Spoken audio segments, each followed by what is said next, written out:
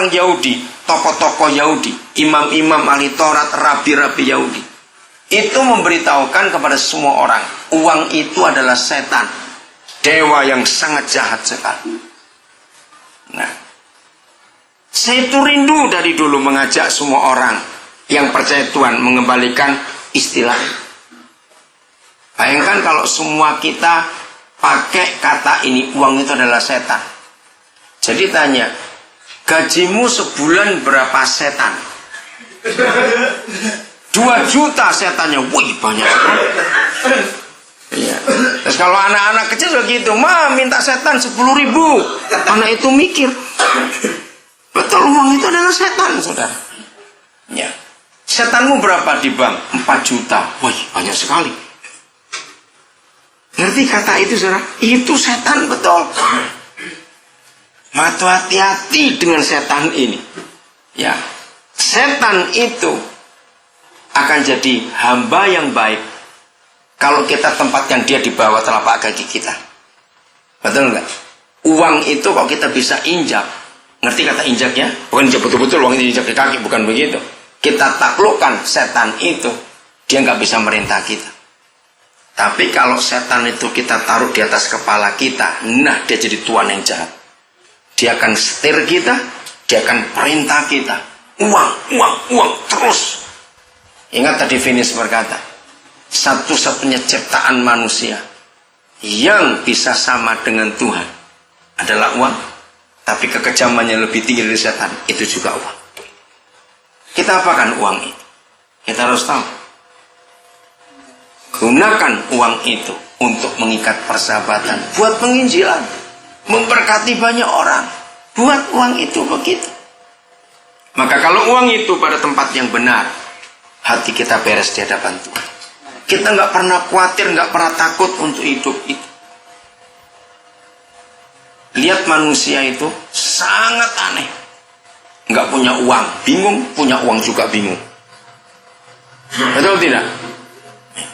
Siapa yang nggak pernah bisa gunakan uang dengan baik? Setiap kali habis gajian, nggak seminggu sudah habis.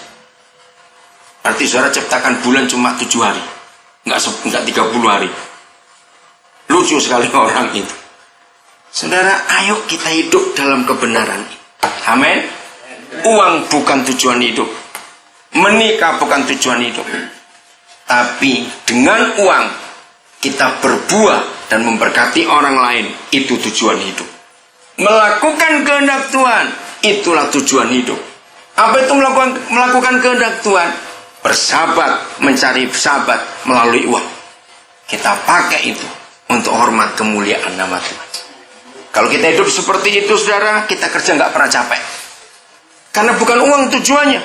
Kita bekerja untuk memberkati orang lain. Nggak akan capek, nggak akan lelah, akan penuh dengan sukacita. Karena tahu sasarannya kemana. Saya akan akhiri dengan ilustrasi ini. Karena tadi bilang buah, bukan Matius yang kita baca Matius 7. Buah. Saudara pernah nggak lihat pohon buah? Entah itu mangga, entah itu pepaya, entah itu jeruk, entah itu durian. Waktu kita lewat di bawah pohon itu, pas lagi musim bunga, ya bunga, mereka berbunga untuk berbuah, nggak ada angin, nggak ada apa-apa, terus pohonnya goyang-goyang, wah seperti lagi apa? Terus kita tanya, pohon, kamu sedang ngapain? Nggak ada angin, nggak ada itu kamu goyang. Terus pohonnya jawab, aku ini lagi berbunga.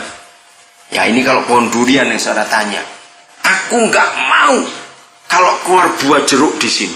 Maka itu aku memaksa diri untuk keluar buah durian. Perlu nggak pohon itu berjuang seperti itu? Perlu nggak ada pohon khawatir? Aduh, aku ini pohon jeruk, bunganya bunga jeruk, nanti keluarnya buah apa ya? Ada nggak pohon khawatir? Ngerti nggak ilustrasi itu? Kalau kita hidup dan kita ini pohon dari Tuhan, nggak usah berjuang untuk hidup, kerjalah yang wajar. Nggak usah berjuang bergumul sampai waduh, pokoknya duit, nggak usah. Asal rajin saja, nanti kita akan berbuah sendiri. Asal rajin, nggak usah mikir besok makan apa, bagaimana. Jangan, hari ini cukup, hari ini Tuhan Yesus berkata. Nah begitu berbuah. Ini yang kedua kita lihat, pohon buah. Ada nggak pohon tersinggung? Pernah ketemu pohon tersinggung? Waktu kita petiki buahnya terus dia marah. Kenapa kamu habisin buahku? Tahun depan aku nggak berbuah lagi.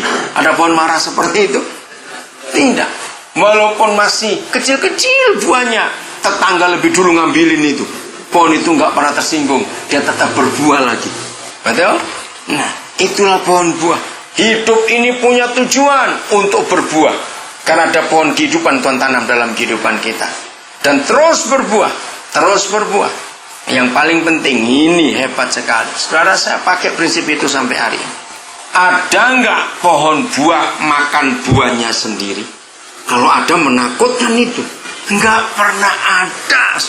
Kristen yang benar harus seperti itu.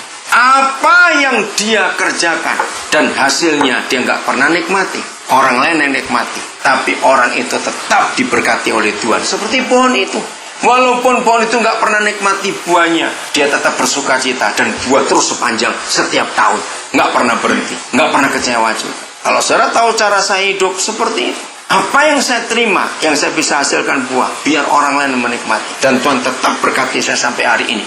Dan itu sungguh satu hal yang sangat luar biasa. Dan saya bersyukur karena firman ini bisa dipercaya. Dan buktinya saya bisa hidup sampai hari ini. Itu indah sekali. Mau seperti itu?